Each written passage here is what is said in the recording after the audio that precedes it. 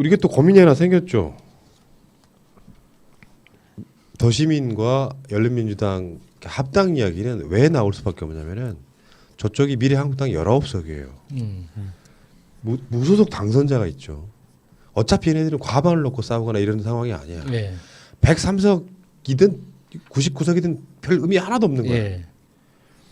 그러면 저쪽에서 분명히 미래한국당이 어떻게든지 한 사람 들어가서 100% 이거는 교섭단체 만든다고 봐요. 나오는 돈도 달라. 그러니까 특정 시점까지는 그러니까 합당을 하지 않고 교섭단체로 남아 있을 가능성이 높아요. 그러면은 우리 쪽에서는 교섭단체를 한 3개 정도 만들면 되지 않을까요? 그 김어준 총수의 뜻이라면서요. 아이디어라면서요. 근데 그렇게 아이디어가 해도 아니고, 남잖아요. 아이디어가 아니고. 그렇게 지금 현재 지역구만 163석이니까 지금 시민당 3석 있죠.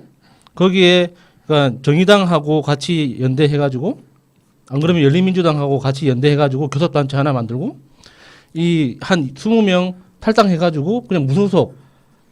그러니까 교섭단체 몇 번을 이야기하는데 되죠. 그런 논의가 의미가 없는 게 교섭단체를 그렇게 만든다. 아니 민주당에서 왜 그 짓을 왜 해요?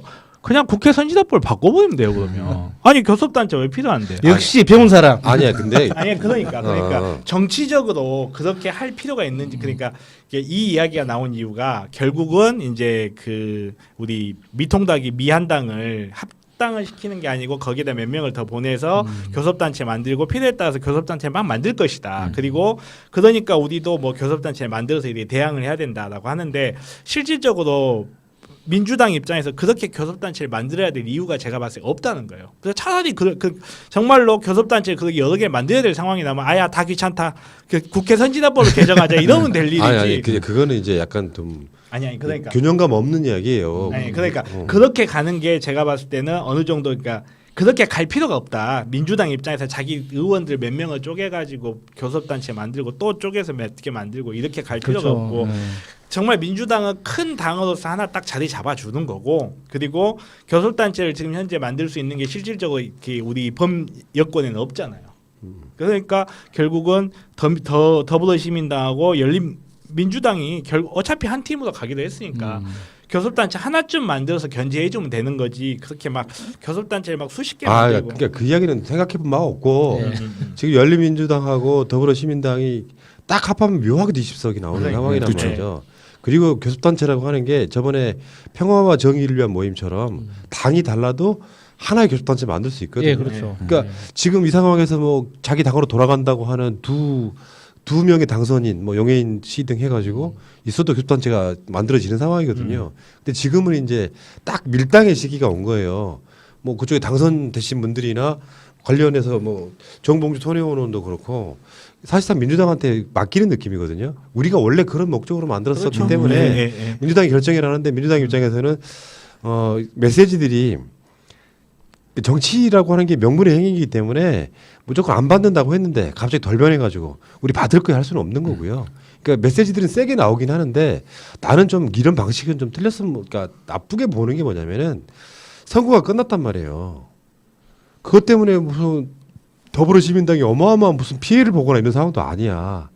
그러면은 이때는 이긴 쪽이 너그럽게 받아줘야 되는 것들이 있어요. 그런데 그렇죠. 이게 메시지가 너무 세.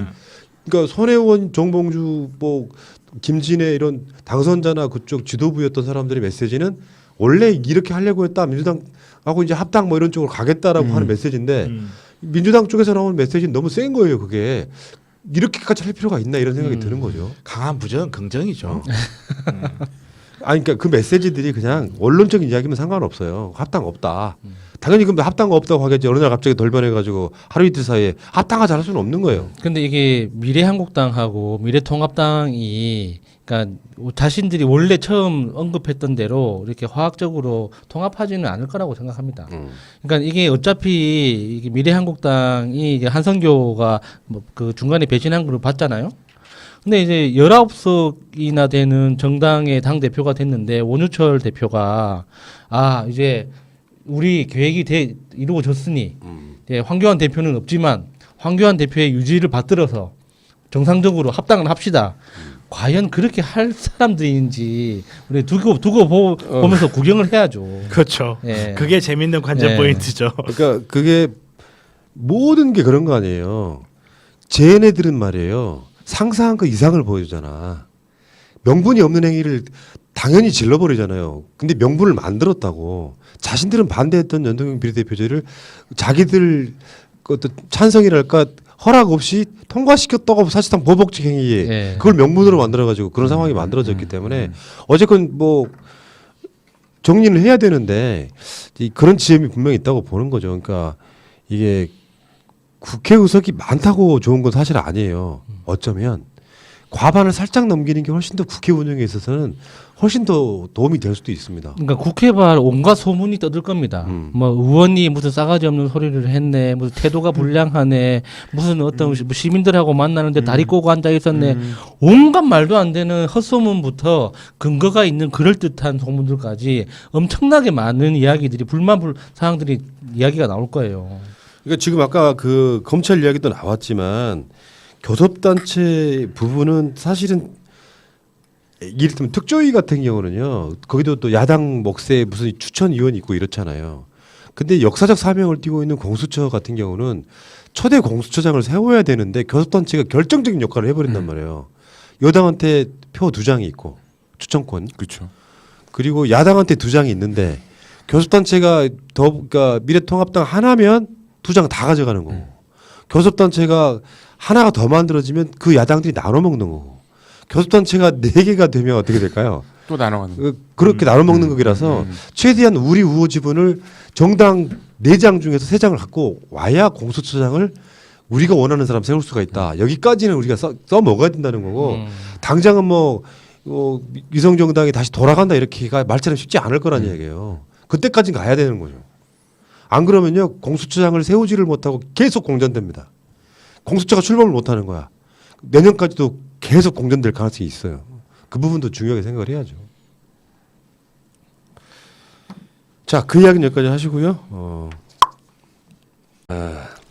문재인 정부의 청와대 출신은 국회를 몇 명 들어갔을까요?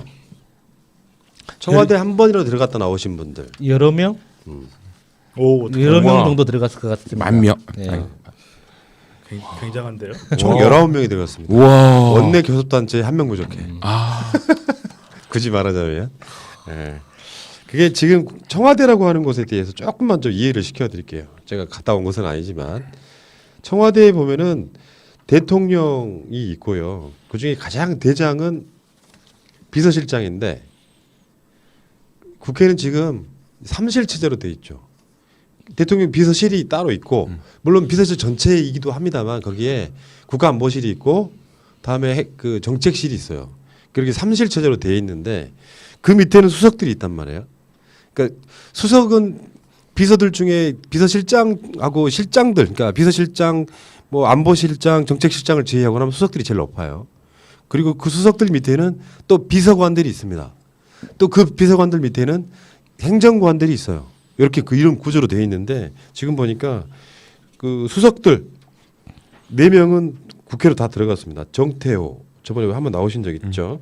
한병도, 윤영찬, 이용선 이렇게 수석들은 국회로 지금 4사람이 들어갔고 비서관들 보시면 비서관급이라는 게 있습니다. 그러니까 분리우는 것도 비서관으로 분리우지 않지만 비서관급들이 있어요. 국정상황실장이었던 윤건영, 고민정 대변인도 비서관급이에요. 예. 자 다음에 김영배 민정비서관 새날 패널이죠. 진성준 전 정무기획비서관, 민영배 전 사회정책비서관, 신정훈 전 농업비서관 이런 분들도 국회에 들어갔고요. 다음에 비서관 중에는 최강욱 전 공식기관 비서관도 지금 국회로 들어갔고요. 행정관들은 뭐 박영순, 문정복, 이장섭, 이원택, 한준호, 윤영덕, 김승원, 박상혁 이분들은 국회에 들어갔고요. 그러니까 총 19명이 국회로 들어갔다. 이것도 역대급이 아닌가 싶어요. 왜냐하면 출마가 굉장히 많았기도 했고. 이것도 30명 중에 60%죠. 90% 넘었죠. 아, 진짜? 넘었지. 60% 살짝 넘어. 넘긴 했는데 예, 60%, 거의 60%잖아요. 60%한 명 더. 그런데 이게 청와대 이력이 있기 때문에 당선됐다기보다는 그러니까 이 당선된 19명 다 그러니까 낙선한 사람들 다 포함해서요. 오랫동안 준비한 사람들이에요. 그치. 그러니까 언론에서 이게 무슨 뭐 문재인 이름만 달고 무조건 다 되는 거냐. 그러니까 뭐 문재인 패스다 이런 식으로 이제 이야기를 하고 뭐 문돌이 뭐 이런 표현까지 쓰더라고요. 근데 그거 진짜 아니거든요. 이 사람들 몇 명이, 그러니까 고민정 대변인 같은 경우는 좀 독특한 케이스죠. 언론인으로 시작해가지고 대변인으로 들어와서 청와대 내에서 정치적 훈련을 짧은 시간 내에 하고 나서 이제 데뷔한 케이스인데, 그걸 제외한 나머지 사람들은 정말 오래 전부터 정치를 시작했고 헌신하면서 자기 경력을 만들어 온 사람들이에요. 그러니까 청와대 경력 덕분에 당선된 게 아니라 대부분은 자기 실력으로 당선된 거예요. 그러니까 이게 이제 이렇더라고요. 청와대 구성을 어떻게 만들어지나 대충 이렇게 봤더니 소위 말하면 예전의 친문들만 있는 게 아니에요. 각 계파를 골고루 안배해서 청와대 이제 어공이 됩니다. 청와대에 들어가서 일을 하게 되고 경력을 쌓고 그러는 건데 전 놀랍더라고요. 그러니까 뭐 문재인 대통령의 측근되는 사람들만 불러다 하는 게 아니고 소위 말하면 예전에 비문들 관련된 분들이 이제 뭐 수석이나 이렇게 뭐 이렇게 들어가지 않을 분들은 그 사람들의 이 참모들까지도 다 청와대에 불러서 민주당 전체 계파가 그중에 실력 있는 분들만 청와대에서 일을 하게 되더라, 이런 부분들이 있어서 청와대에 가서 일을 했다는 것이요, 반대로 말하면 실력을 검증받은 사람들이에요. 아무나 부를 수는 없잖아. 진정화나 나를 부를 수는 없잖아. 아, 푸다님 가셔야죠. 그러네요. 저는 아니더라도. 난 청와대 가고 싶은데. 둘 다 안 갈 거면 제가 갈게요. 왜 사람들이 자꾸 이렇게 안 하지? 저도 말대로 그러니까 여기 허소라고 대구에 계신 분이 가서 행정했는데 예. 일을 시키는 강도가요. 진짜 일을 많이 해야 된대요. 그 행정관이라서 노는 게 아니라 할 일이 그렇게 많고, 그러니까 청와대가 되게 액티브하다는 거죠. 여러분 비서관이라고 해서 놀고 먹는 게 아니라는 거고, 엄청나게 일을 많이 했기 때문에 이 사람들이 인정을 받고 나온 거라고 저는 생각하거든요. 그러니까 정무적 감각이 필요한 자리는요, 정말 희한해요. 일을 하려고 들면 무한대의 일을 해야 되고, 안 하려고 들면 그거 하나도 안 해도 됩니다. 그래도 돈 꼬박꼬박 나와요. 그러니까 사명감을 가진 사람들이 공직에 앉아야 되는 이유가 거기 있거든요. 어공이라는 자리들은 대부분 정무적 감각을 필요로 하는 건데, 거기 있는 사람들은 어쩔 수 없어요. 내가 해야 될 일이 눈에 보이거든. 그러다 보면 원래 정해진 출근 시간이 8시인데 6시에 출근할 수밖에 없어. 근데 출근 시간만 6시지 퇴근 시간이 존재하지 않는단 말이지. 그러니까 계속 사무실에서 먹고 자고 하는 일이 반복되다 보면 완전 삶이 피폐해지는 거예요. 그렇게 6개월 정도 지나고 나면 대통령한테 이제 쪽지를 보내드렸죠. 죄송합니다. 더 이상 못하겠습니다. 그러니까 다시 말씀드리지만 청와대 들어가는 것 자체가 이미 검증받아서 인사검증 다 하잖아요. 받아서 들어가는 분들이기 때문에 그 중에는 이제 뭐 낙선한 분도 있기도 하고, 제일 안타까운 건 남영희 후보예요. 다시 검표 다시 한 번 더 하자고 말하고 싶을 정도인데 다 실력 검증받은 분들이라는 거지. 그러니까 청와대를 나왔기 때문에 당선된다, 뭐 이게 무슨 어드밴테이지 프리미엄 이런 게 있다 이런 게 아니고 반대로 생각해야죠. 청와대 나온 사람들은 이미 검증된 사람들이다. 그런 것도 있고, 저는 설사 이걸 어드밴테이지라고 평가를 한다 하더라도 그것 또한 이 사람들의 능력의 일부라고 봐야 된다고 봐요. 어드밴테이지 아무나 봤나?